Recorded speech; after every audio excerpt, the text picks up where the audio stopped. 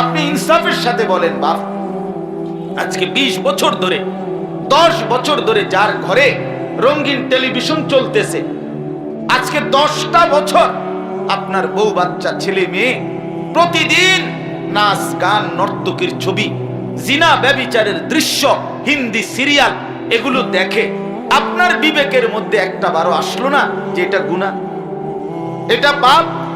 আমার সন্তানকে এগুলো, আমার স্ত্রী সন্তানের জাহান্নামে যাওয়ার কারণ, এটা কিভাবে বদলানো দরকার, এখান থেকে তাদেরকে ফেরানো কিভাবে, এই টেলিভিশন কিভাবে বন্ধ করা যায়, এর কোনো চিন্তা ফিকির আপনার চেহারাতেও নাই, দিলের মধ্যেও নাই। খাইতেছেন, ঘুমাইতেছেন, এই নাফরমানদেরকে নিয়ে আপনি বাজার করেন, হাসতেছেন, কাশতেছেন, ঘুম যাইতেছেন, বাহ সুন্দর জিন্দেগি।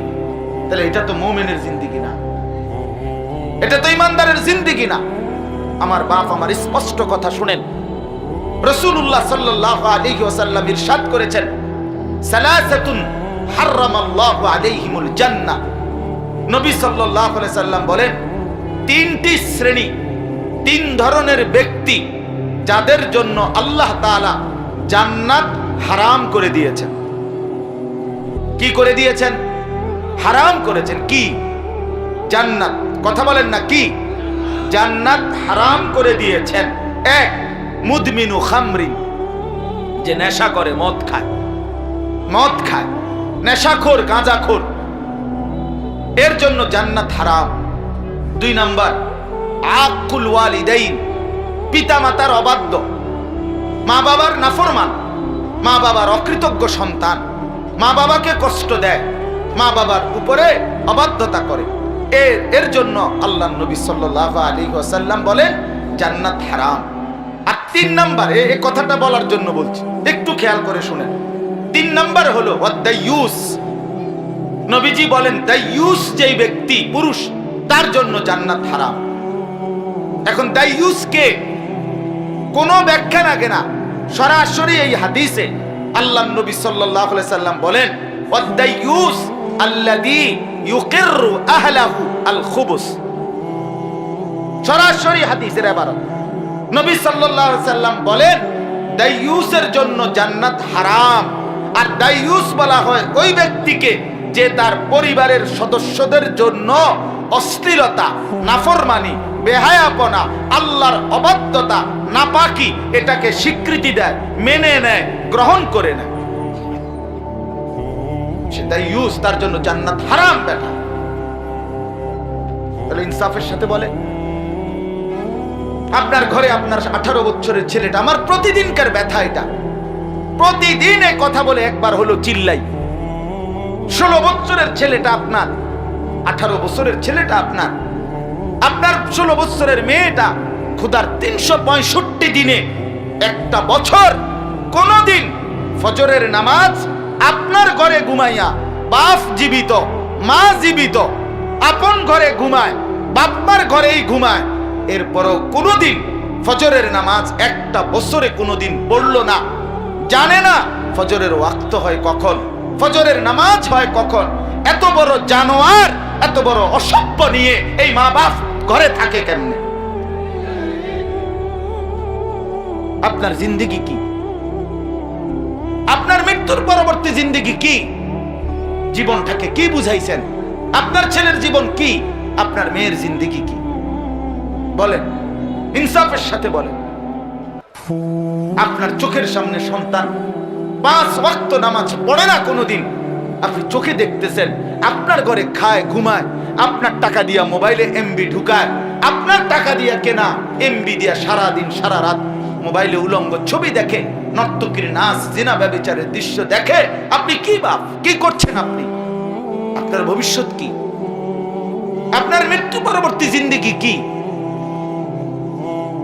আল্লাহ আমাদেরকে বুঝ দান করেন, আল্লাহ আমাদেরকে ইনসাফের বিবেক দান করেন। আমার বাপ, ভাবতে হবে, ভাবনা চাই, পরিবর্তন দরকার। বিবেককে জাগান, ডানে বামে নিজের স্ত্রী, পুত্র, পরিজন, কমপক্ষে এতটুকুর ব্যাপারে, কারো ব্যাপারে খেয়াল রাখবেন। আপনার স্ত্রী, আপনার ছেলে মেয়ে, এতটুকুর ব্যাপারে আপনি আল্লাহর কাছে অবশ্যই মাসউল, আল্লাহর মুখোমুখি জিজ্ঞাসিত হবেন। আল্লাহর নবী সাল্লাল্লাহু আলাইহি ওয়াসাল্লাম বলেছেন, আপনাকে জিজ্ঞেস করা হবে আপনার স্ত্রী সন্তানের ইবাদতের ব্যাপারে, নামাজের ব্যাপারে, বন্দিগির ব্যাপারে। খামখেয়ালি করলে হবে না। আমি তাদেরকে খাট বানায় দিছি, সোফা বানায় দিছি, ফার্নিচার বানায় দিছি, বিদেশ পাঠাইছি, বিয়ে করায় দিছি, সব সংসার সাজায় দিছি। এখন যদি তারা নামাজ রোজা না করে আমি কি করতে পারি? এই সমস্ত ফালতু কথা, বাজে কথা, এসব বাটপারি কথা বললে কবরে আপনি মুক্তি পাবেন না। এটা দুনিয়া না, এটা আমারে নামে বুঝ দিলেন মিয়া, আলাপ করেন। আমারে বুঝ দিলে কি লাভ হইব? এই আলেমদেরকে বুঝ দিলে কি লাভ হবে? আমার কাছে আপনার হিসাব না, আমার হিসাবও আপনার কাছে না, কিন্তু আমাদের প্রত্যেকের হিসাব আল্লাহর কাছে। ওনাকে কি বলবেন? রব্বে করিমকে কি বলবেন? আল্লাহকে কি বলবেন? ওয়ামুর আহলাকা বিসসালাহ ওয়াসতাবির আলাইহা। আল্লাহ তাআলা কোরআনে বলছেন, বন্ধু আপনি আপনার পরিবারের সদস্যদেরকে নামাজের আদেশ করুন এবং আপনি নিজেও নামাজের উপরে মজবুত থাকুন। লা নাসআলুকা রিজকা, আপনি এবং আপনার পরিবারের স্ত্রী সন্তানদেরকে খাদ্য পানীয় রিজিক দেওয়ার জন্য আমি কারো সহযোগিতা চাই না। নাহনু নারযুকুক, আমি একাই সকলকে রিজিক দেব, আমি ব্যবস্থা করব। যাকে আমি পৃথিবীতে পাঠিয়েছি তার রিজিক আমি বরাদ্দ দিয়েই পাঠাইছি, আমি সিদ্ধান্ত দিয়েই পাঠাইছি। আপনার এখানে বৈশা আমরা বাতে খাই, ইউরোপে গিয়া বাতে খাই, চিরা চাবায় না। আর আমরাও দেশে থেকে চিরা চাবাই না। জিন্দেগির টার্গেট হবে স্ত্রী সন্তান পরিজন নিয়া সংসার। আমি প্রায় বলি এ কথা। একটা উদাহরণ মনে করেন, আমি বললাম আমি আজকে 4 দিন সিলেট আসছি। শুক্রবার রাত্রে ফজরের 8 টাইমে আসছি, শনিবার ভোরে, শনি রবি সোম মঙ্গল, আজকে 4 দিন চলে সিলেটে আসছি। যে কথার কথা, আমি যদি বলি একজন আলেমের কাছে বা কারো কাছে, ভাই আমি পরিবার নিয়ে আসছি, এখন কি বুঝবে সে? বলেন তো। আমি যদি বলি আমি পরিবার নিয়ে আসছি সিলেটে বেড়াইতে, তার মানে কি আমার স্ত্রী সন্তান নিয়ে আসছি, ঠিক কি না বলেন না? তাহলে বোঝা গেল পরিবার বলে মানুষ স্ত্রী সন্তানকে, সংসার মানে মানুষ স্ত্রী সন্তানকে। এখন আপনি যে বললেন আপনি সংসার সাজাইছেন, পরিবার সাজাইছেন, আপনি তো খাট পালং সোফা ফার্নিচার এগুলো না বানাইছেন। আপনার ছেলে তো নামাজ পড়ে না, আপনার মেয়ে তো পর্দা করে না, আপনার স্ত্রী তো পর্দা করে না। আরে মুসলমান, আপনি সংসার সাজান নাই, আপনি পরিবার সাজান নাই, আপনি ফার্নিচার বানাইছেন।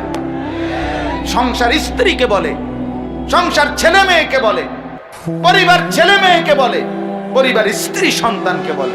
ওদের ঈমান, ওদের নামাজ, ওদের সেজদা, ওদের পর্দা, ওদের বন্দেগী, ওদের গোলামি, ওদের আল্লাহর ইবাদত মানা, এটাই ছিল আপনার জিম্মাদারি, দায়িত্ব। আপনি ভুলে গেছেন। আপনি কান্দারে বাদ দিছেন, আকামদারে কান্দে লইছেন। বুঝছেন কি না কে জানি আমগো ভাষা।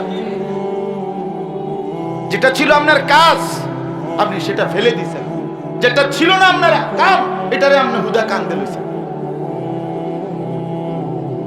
এটাই কথা। আপনার দায়িত্ব ছিল কি?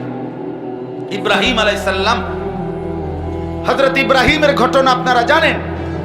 হযরত ইসমাঈল এবং হাজেরা এই দুইজনকে যখন ইব্রাহিম আলাইহিস সালাম আল্লাহর হুকুমে খানায়ে কাবার কাছে আল্লাহর হুকুমে দিয়ে আসছে, ছোট্ট কোলের বাচ্চা ইসমাঈল, কোরআনুল কারীমে আছে সূরা ইব্রাহিমের মধ্যে, ইব্রাহিম আলাইহিস সালাম স্ত্রী এবং ছেলেটাকে আল্লাহর হুকুমে মরুভূমিতে কাবা ঘর তখন উপরে কোনো ঘর নাই, শুধু চিহ্ন আছে এতটুকু, ওই ঘরের পাশে রেখে আসছেন।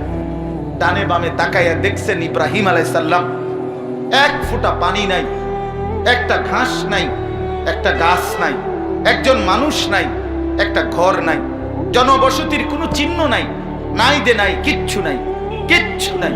এমন একটি ধুধু মরুভূমিতে ঘাস তরু লতা পানি, মানুষ জনবসতি বিহীন একটি জায়গায় একদম একা। আরে বাপ, গল্প বলা আর বাস্তবতা এক কথা না। এখন তো আমরা গল্প শোনাচ্ছি, কিন্তু বাস্তবতাটা খেয়াল করে দেখেন যে চারদিকে 1000 মাইলের ভিতরেও একজন মানুষ নাই, এক ফোঁটা পানি নাই, একটু খাবারের কোনো ব্যবস্থা নাই, এমন একটা জায়গায় একজন বাবা তার একমাত্র 80 বছর কান্না করার পরে একটা কলিজার টুকরা সন্তান যিনি আল্লাহর কাছ থেকে পেলেন, সেই কুলের মাসুম বাচ্চাটাকে রেখে যাচ্ছে, স্ত্রীকে রেখে যাচ্ছে একজন স্বামী। কি পরিমাণ কলিজার ভিতরে তার ব্যথা, অস্থিরতা, পেরেশানি। কিন্তু এই অবস্থায় খোদার কসম কোরআনে আছে, এই অবস্থায় রেখে হযরত ইব্রাহিম আলাইহিস সালাম পাশে গিয়ে 2 হাত তুলে আল্লাহর কাছে দোয়া করছিলেন। আর এই দোয়ার মধ্যে তিনি বলছিলেন, রব্বানা ইন্নী আসকানতু মিন যুররিয়্যাতি বিওয়াদিন গায়রি জি যারইন ইনদা বাইতিকাল মুহাররাম। আল্লাহ, আমার স্ত্রী সন্তানকে আমি আপনার ঘরের পাশে এক মরুভূমিতে রাখলাম। এই অবস্থায় আপনার কাছে আমার চাওয়াটা কি? চাওয়া কি? প্রথম কসম খোদার, ইব্রাহিম নবী, কোরআনের আয়াত এটা। ইব্রাহিম আলাইহিস সালাম আল্লাহর কাছে এই মুহূর্তে পানি নাই, খাদ্য নাই, খাবার নাই, মানুষ নাই, ঘর নাই, কিচ্ছু নাই। এই সময়েও ইব্রাহিম আলাইহিস সালাম স্ত্রী সন্তানের জন্য আল্লাহর কাছে প্রথম দোয়া করলেন, রব্বানা লিয়ুকিমুস সালাহ। আল্লাহ, আমার স্ত্রী সন্তান যেন নামাজ আদায় করে। কোরআনের আয়াত, আমার স্ত্রী সন্তান যেন নামাজ আদায়।